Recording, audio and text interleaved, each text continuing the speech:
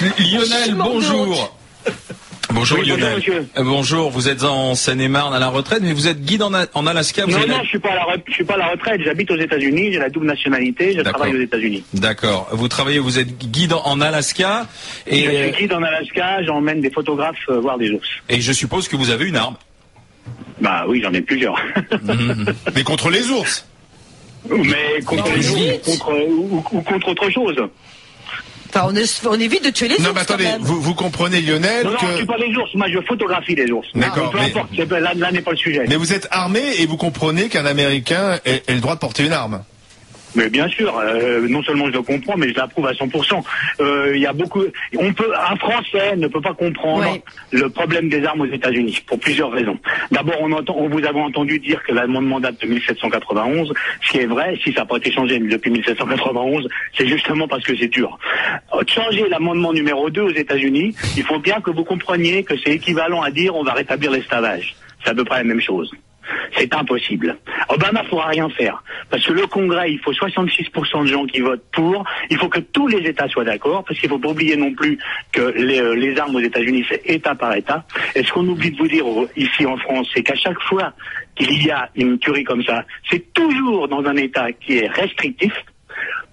Moins un État est restrictif, moins il y a de crimes comparativement à ce qu'on entend. Donc en fait, vous êtes en train de justifier le port d'armes, c'est ça que c'est intéressant. En fait, vous dites que dans les États où on laisse vraiment les gens s'armer, il n'y a pas de problème. Il y en a moins. Il y en a moins. Mais bon, Lionel, vous parlez... Attendez, Lionel, laissez-moi parler. Pourquoi vous avez une arme, vous? Quand un État passe de restrictif à non restrictif, le crime baisse de 40% en 24 heures. Pourquoi? Parce que les gens, les truands, préfèrent attaquer des gens désarmés que des gens armés. Regardez ce qui se passe à Marseille. Mais là, c'est pas ce qui s'est passé. Attendez, Lionel. Là, on parle pas de truand, on parle d'un fou. Ça n'a rien à voir. Eh ben alors, qu'est-ce que vous allez empêcher contre un fou? Vous croyez qu'un fou va respecter des lois? Si vous dites à un fou, vous n'avez pas le droit d'avoir des armes, vous croyez qu'il va en avoir? Les armes, si c'est plus compliqué, je suis pas d'accord. Si c'est plus compliqué d'avoir des armes, ça limite quand même. Et lui, il avait des armes plein la maison, il savait tirer. Vous n'êtes pas d'accord? Il y a quelques années, il y a 2 camions de transport de fonds en France qui se sont fait attaquer avec des bazookas. Est-ce que vous avez des bazookas en vente libre en France? Oui, mais là, vous me parlez d'autre chose. Faut pas tout mélanger. Mais non, ce que je vous dis simplement, c'est que toutes les législations sur les armes ne vont aboutir qu'à une seule chose, de mettre une population d'honnêtes gens désarmés devant des gens. Non, mais il n'y a pas tort totalement. Donc en France, il faudrait tous armés en France. On n'a pas tout à fait tort. C'est très compliqué parce qu'aux États-Unis, effectivement, les premiers désarmés vont être les braves gens.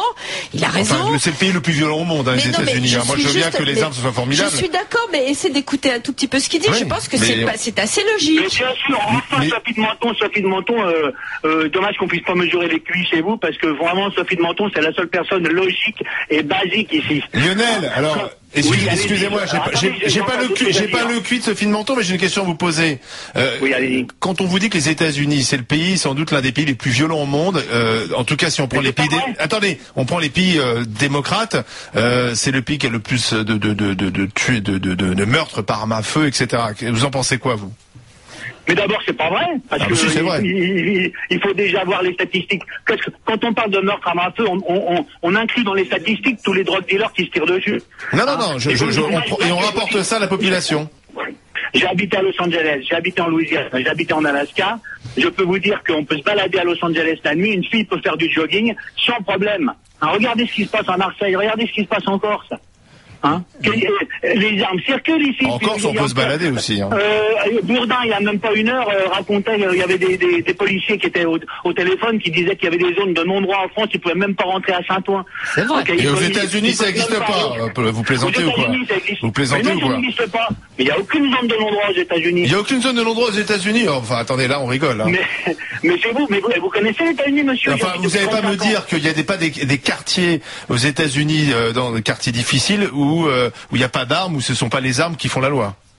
Non, mais les flics peuvent rentrer. Et quand il se passe quelque chose, ils y vont. Et quand un flic tue un truand, aux États-Unis, on ne lui retire pas son arme, on lui donne une médaille. Et quand quelqu'un rentre chez vous pour vous cambrioler, si vous le tuez, on vous met pas vous qui allez en tôle. On vous dit pas, ah, mais la riposte doit être proportionnée à l'attaque. Non, on vous dit, vous étiez en train de dormir, votre femme et vos gosses dormaient, vous avez eu peur, vous avez tué le mec, il avait qu'à pas casser le carreau et rentrer, la propriété privée est sacrée. Ici, qu'est-ce qu'on vous dit? Ici, on vous dit, ah, mais non, il avait qu'un couteau, vous l'avez tué, vous allez aller en prison. Mais où on va? Où on rêve ou quoi? Dites-moi, Lionel, il y a une question d'Ahmed pour vous. Oui, bonjour Lionel, Ahmed. Oui, bonjour monsieur. Est-ce que déjà vous avez été confronté à une situation où vous avez été sous la menace d'une arme, vous ou votre famille? Non. Parce que aux États-Unis, c'est beaucoup moins courant qu'en France.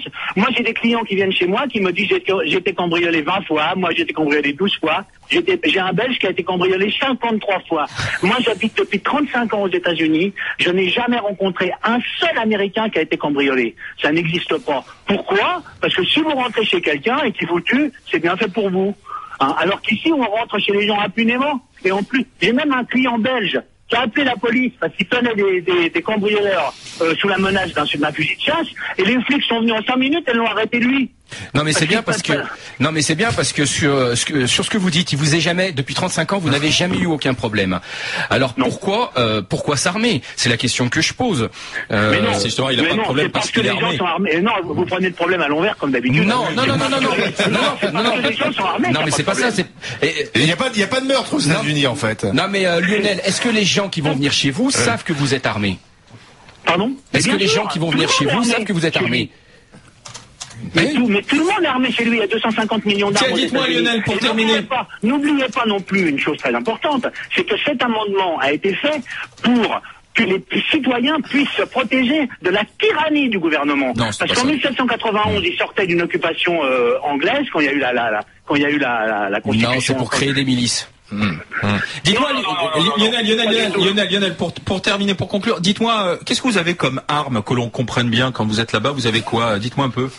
On évite de vous croiser. Ça n'a aucune importance. J'ai un fusil de chasse, j'ai un 12 à pompe pour me défendre des ours. J'ai un 38 chez moi, j'en ai même 2. Ouais.